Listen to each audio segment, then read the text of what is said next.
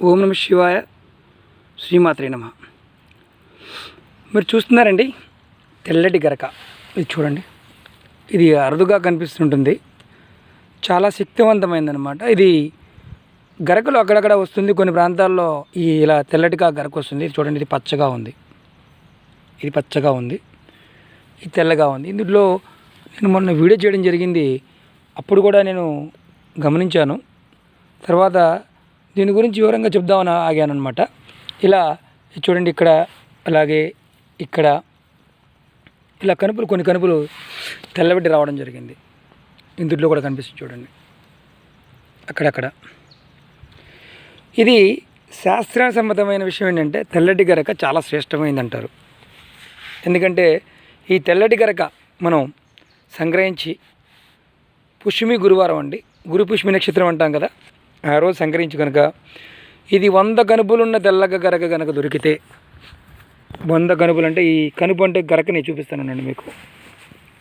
ఇదండి, ఇక్కడ ఇది దీనికి కనుపు అంటాం, ఇక్కడి నుంచి కూడా కనుపు అంటాం.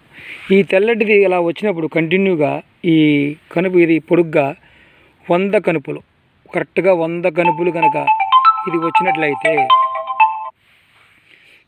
ఇది మనం విధి విధానంగా సంగ్రహించి మనం కనుక పూజించుకొని మనకంటే విధి విధానంగా అంటే పంచోపచార పూజలు చేసుకొని తెచ్చుకొని కంకణంగా ధరించినట్లయితే, అంటే కంకణం అంటే మామూలుగా చేతికి కడియం ధరిస్తాం కదండి, అలా మన శత్రువులు ఎవరైనా ఉండే ప్రయోగించే ఆయుధాలు అంటే కర్ర, రాయి, అలాగే కత్తి లాంటివి,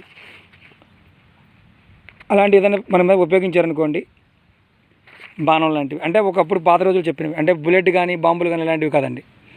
ఇలాంటి ఆయుధాలు ఏదైనా ప్రయోగించినా మన మీద ఎలాంటి ప్రభావం చూపించదని శాస్త్రం చెప్తుంది.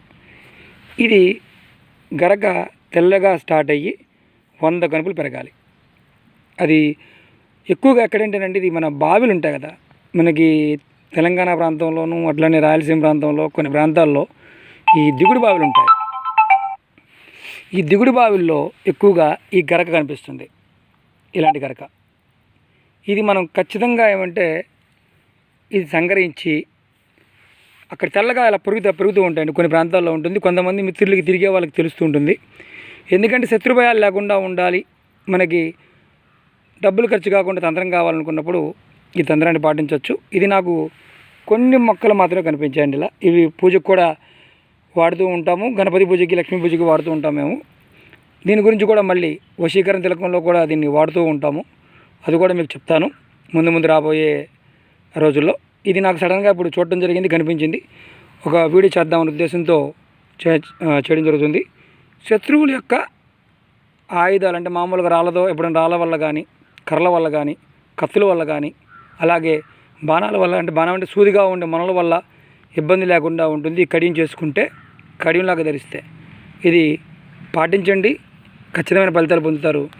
ఓం నమ శివాయ, శ్రీమాత్రే నమ. ఫ్రెండ్స్, మీకు నా వీడియో నచ్చినట్టయితే లైక్ చేయండి, షేర్ చేయండి, సబ్స్క్రైబ్ చేయండి.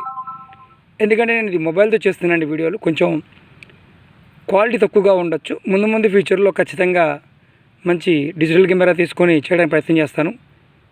అంటే వృత్తిరీత్యా బిజీగా ఉండటం వల్ల వీడియోలు చేయడానికి కొంచెం లేట్ అవుతుంది.